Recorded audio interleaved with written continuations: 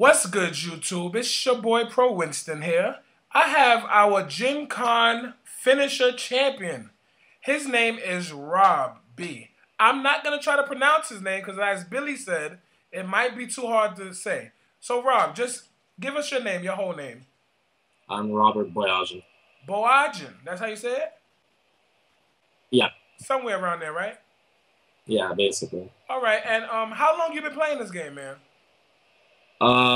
Since I think like Light of Destruction, like right after Light of Destruction came out, I started going to like hobby leagues. So from there, forth.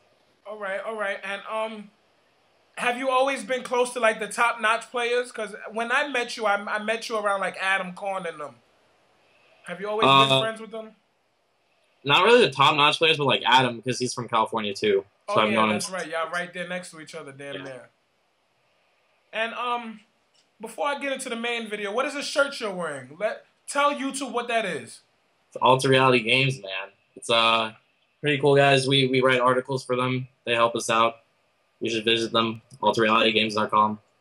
And do they have like articles that help everybody, or is it just the Yugi players? Like, is it Magic the Gathering too, or? Yeah, there's also Magic articles there. Oh, there's all right. So it's pretty good. All right, that's cool. That's cool. I want to ask you a question real quick. Do you believe that the game is going in a positive direction or a negative direction because of synchros and maxis and tour guides and exceeds? Personally, I think the game is going in kind of a negative direction. But, like, I don't think Max C is, like... I think Max C and cards like Max C and Effect VR are, like, the counterbalance to, like, the synchros and stuff. So I actually think Max C is, like, putting it towards more in a positive. So, yeah, but, like, compare it to how, like, Gladiator Beast format was with, like, Cold Wave and Jazaris, like, I think the game is a little worse right now because it's, like, a little harder to play. Well, not harder, but, like, more things can happen and there's so many more powerful cards. But, like, the only thing I don't like is that there's so many decks. Like, that's a problem. Why? Like, I wish there was, like... Because, like, I remember when I first started playing, like, I would, like, expect to play against, like, Gladiator Beasts or, like, Monarchs with Oppression or something. And then maybe, like, as the format progressed, it was, like, Teledad. I'd either play against, like, Teledad, Lightsworn, or something random. And, like, I knew what I would play against. Mm-hmm. So, like, side deck would be good and my deck could be tuned. But, like, now I can make, like, main deck changes that I, like, thought would be good because I'm like, okay, the meta's going to be plants.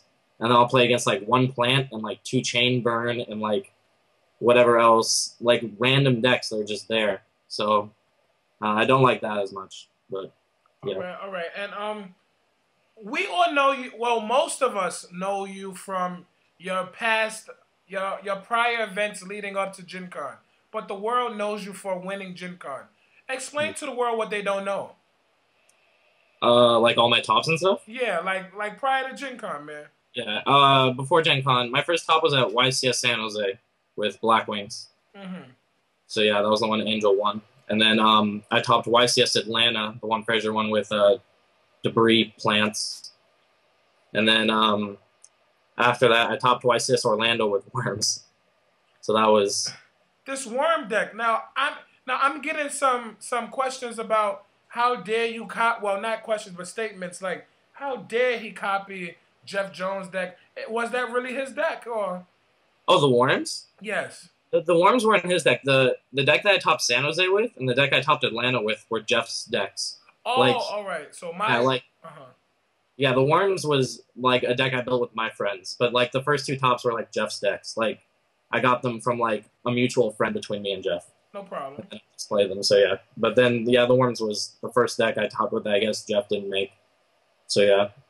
All right, and how did you feel when you won Gen Con? Because I remember I was the feature match judge. Yeah. And I also did your interview after you won, and, like, you were still in shock, man. So, like, of course you was in shock because you won, but was it how you won or the one you had to play in the finals? Explain. Yeah, it was more like having to play Joe in the finals. Because, like, I flew to Kansas. I didn't even fly into Indy. I flew to Kansas to meet up with Joe. And then me, Joe, and Barrett drove from there to Kansas. And then, like, it was just weird because, like, the whole day I wasn't thinking about Joe. Like, I was just playing my rounds and whatever. And then, like, I'm like, oh, Joe top, that's cool. So then I kept playing. And then we just, like, wound up in finals.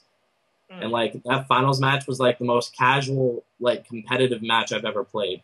It was just like insane because like it felt like we were like back in Joe's house, like on his like floor in a room or something. All right. Like it's just really surreal and weird, I guess. And as being you are recognized as a pro player. If you don't want to say it yourself, I say the shit. You are recognized as one of the top-notch players now. So I feel like I have to ask you, for people like me who's aspiring to have a win and consistently top, because I top 4 times, granted, but for some reason I don't top like you and Frazier and them, back to back to back. And I want you to tell me first, do you think a misplay is even in this game currently? And what is a misplay? I guess you can answer what's a misplay first, and then I think a misplay is when there are like, because like in old Yu-Gi-Oh there was like a play, and like that play was the best play by far. But now I feel like there's like multiple ways you can go about things. So I feel like a misplay is a play that is not as good as the other plays you could have made. Mm-hmm. So, like, because, like, now there's, like, oh, the aggressive play, the, like, halfway aggressive play, like, the conservative play, like, oh, I was reading this. But then there's, like, a misplay, which is just, like, so far from all of those things that just, like, it makes no sense why you would do it. So a misplay does exist. And I think... Yeah. No, go ahead. I think it's not as obvious as it used to be, but I think there are still, like, major misplays. So, yeah. All right. And, what do you think's the best deck right now, and why? I have to give it to plants, man. Explain to me and others. Like, every single time I prepare for an event, like, I go in thinking I don't want to play plants. Like, it's the same thing. Like, there has to be, a better deck. And, like, every single time, like, I test Dark World extensively, like, Rabbit extensively, like, Agents. I always go back to Agents for whatever reason. And then, like, in the end, like, I'll play plants for, like, one, like, small event right before. And then I'll, like, ask myself, like, why haven't I been playing this the whole time? Like, the deck is just, it plays, like, so many good cards that, like, it's not even, like, plants, you know what I mean? It's, like, a bunch of 3 of good cards and a bunch of 1 of good cards. And, like, that's it. And, it just happens to play, like, it has, like, the broken TCG exclusives. It has, like, Thunder King, which is perfect for the meta, Maxi, which is perfect for the meta. And then you have, like, all the explosive, like, plant combo cards. Like, it's just, I feel comfortable with it mostly, but, like, I just think it's still the best deck. Do you think you can top in Atlanta if you put down the plants and play something else? Do you think that you can top in this current meta with no Tour Guide, with no Maxi, with no Tengu? With no Tour Guide, Maxi, or Tengu? Yes. With your skill alone. Like, I don't know, I feel like Maxi is just, like, a staple card. Like, I know I can probably top with, like a deck that doesn't play, like, Tour Guide or Tengu, like Karkari. Like, that's a fine deck. And, like, maybe that or, like, Rabbit. But I don't know. Like, I topped Toronto with TG, but I guess that plays Maxi and Tengu. But, like, I don't think you, like, need plants to top. It's just, I feel like plants are the most resilient deck, and they can, like do the most stuff in any situation, so that's why I like to play them. So it has the most out, so you don't have to worry about fucking up, it has basically. Options, I guess. Yeah. Understandable. What message can you give to all the players that's aspiring to probably be where you are one day? How do we prepare? How do you prepare for, like, an event, or just a message to, like, them? Or how do we prepare to top Atlanta and California? Playtesting is huge. Like, I wish I playtested more, but I think it's because of my area. Like, I can't playtest as much because, like, even though I live in California with, like, these other good players, like, I live far from them. Like, I'm in, like, super Southern California, like, near the beach, and they're all in, like, LA and the Valley and stuff. So, like, playtesting is huge, and, like, I don't know why, but you just gotta keep trying, man. Like, I never thought I was gonna win because I kept on, like, losing in top 32, top 16, every one of my tops, and then I just, like, won. And it was just, like, it was, like, my day. Like, I went undefeated in Swiss until the last round, and then I just won out, and it was... I think it's just, like, you have to, like, just start playing well and start thinking more. That's one thing. Like, once I started thinking more, like, concentrating. Like, you think you concentrate when you're playing, but, like, at one point, I was like, no, I have to be able to, like, concentrate, like, further, like, think harder, like, focus more. And then, like, from there, it just, like, things just became easier. How do we focus more and think more? Like, give me an example, if you can. you just gotta kind of like close out everything around you. You have to just kind of like worry about your game. Like in my games, like if you watch me play, like you'll see me like sitting here like this with like my ears covered, and like I just have to like watch what they're doing because like beyond the fact that there's like cards, like the way they play, like seeing them shuffle their hand, like if they draw a card and then shuffle it to the middle, and then like they play a card before, you're like, okay, well why didn't they play that card earlier? And then like you have to just constantly think about like all these things, and like there's just like 1,000 different things that are going on my head during the game, and like half of them are about like the way they're touching their cards or something. So I guess it's just like looking beyond the cards and more like what is going on and why it's happening. So the physical psyche like matters to you. Yeah, it does a lot. So if I let me get this card. So if I draw like this and start, what does that tell you? That I'm nervous or something? Well, if you draw and you start like playing with it, and then you look down, like you're usually looking down like life points or something. So maybe the card was like relevant to like putting game damage towards, or like if the position is where I'm like winning, like maybe it's a card that like, oh, it's like bad and like this won't like help me like save myself. Like I'm worried now. Mm-hmm.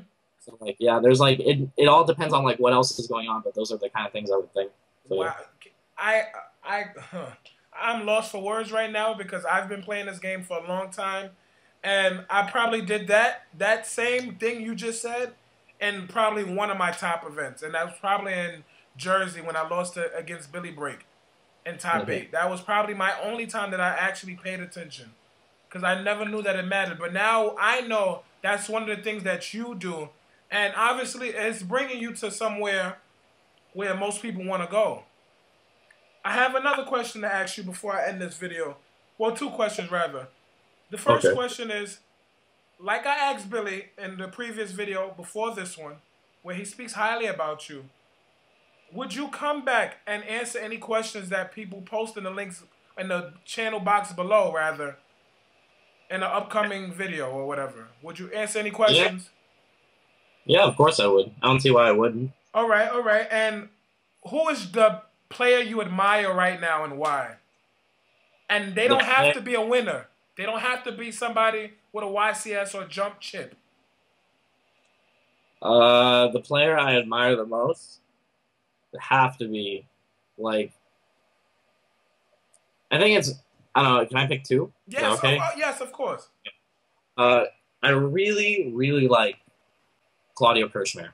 Like, I just feel like he's always, like, every single thing he does, like, he's just so far ahead of the game that, like, it's, like, insane. Like, when the ban list first came out, right, and everyone was, like, throwing away plants for other decks, like, if you look at, like, the first page of, like, plant discussion on Duelist Grounds, like, you'll see, like, Claudio posted a deck, it's, like, OCG rulings. And it's, like, before the rulings even changed. And it's, like, so similar to the plants we play now, but, like, since the meta shifted, like, we play Thunder Kings and stuff like that, and, like, more maxis, like, not knowing it was all plants, but, like, I feel like he just plays enough, and he plays the game so differently that he's, like, ahead of the game, and I really like his, like, thought process when he goes through things. Mm-hmm. And I feel like if he traveled more, he would top more, but, like, he's stuck in Austria or Germany or foreign country. So, yeah. Okay.